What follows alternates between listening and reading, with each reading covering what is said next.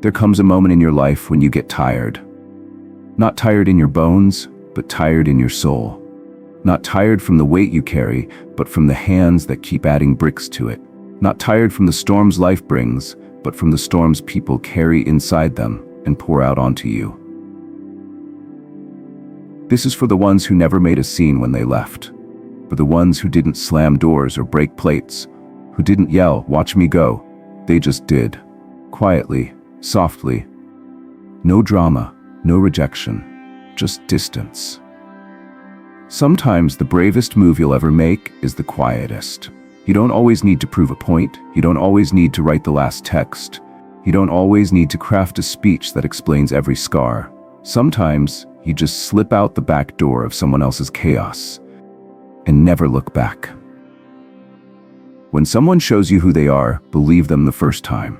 Maya Angelou, we stay longer than we should because we're wired for belonging. Our brains crave connection, even unhealthy ones. We fear the silence more than the shouting. We fear loneliness more than we fear disrespect. So we stay, we beg, we twist ourselves smaller and smaller, hoping maybe this time they'll see our worth. But sometimes love doesn't heal what is broken. Sometimes love doesn't conquer all. Sometimes love means letting go, not for them, but for you. Distance is not punishment. Distance is not rejection. Distance is protection. It's you standing outside the burning house you once called home, finally seeing the flames for what they are. Unchangeable. You don't argue with the fire. You don't negotiate with the smoke. You just step outside, and you stay outside.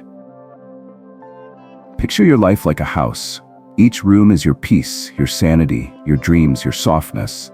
Drama is the uninvited guest who stomps through it in muddy boots. You keep mopping up, hoping they'll appreciate your effort.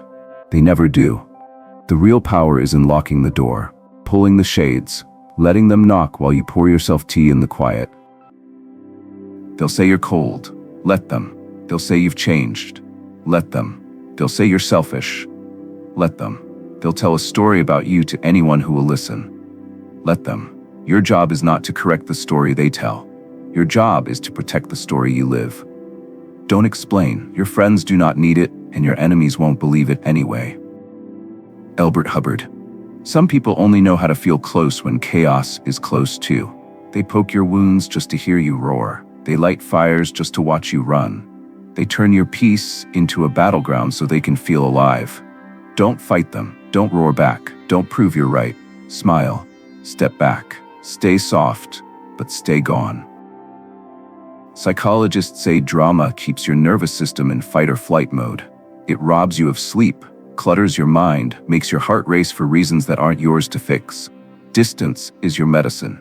Distance is your boundary when words failed.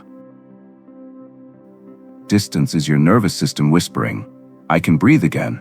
You'll be called cold for doing what's healthy. You'll be labeled distant for choosing calm. But here's the truth. Healthy people respect your distance. Takers hate it. When someone gets angry because you set a boundary, that's proof they were feeding on your lack of one.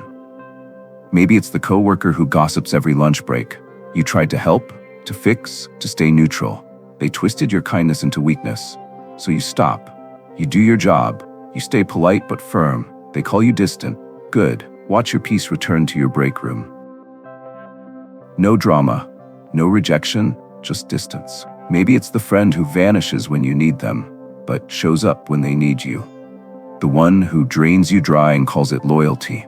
One day you stop answering. No grand goodbye, no harsh words. You don't hate them.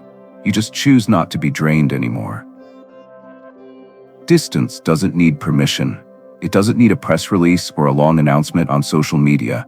It just needs your decision to value your sanity over someone else's storms. If it costs you your peace, it's too expensive. Unknown.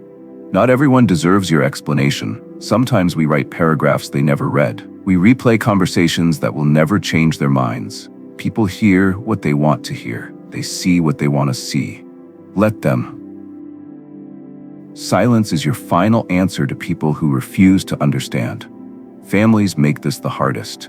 Maybe you have a relative who finds the softest parts of you and picks at them every time, who turns holidays into battlegrounds. You can't change them. but you can adjust the distance. Show up late, leave early, skip the calls that ruin your Sunday peace. Love them from far enough away that they can't wound you anymore.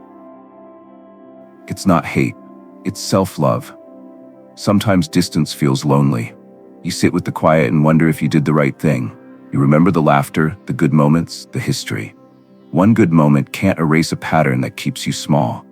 Better alone in peace than surrounded by noise. This loneliness won't last.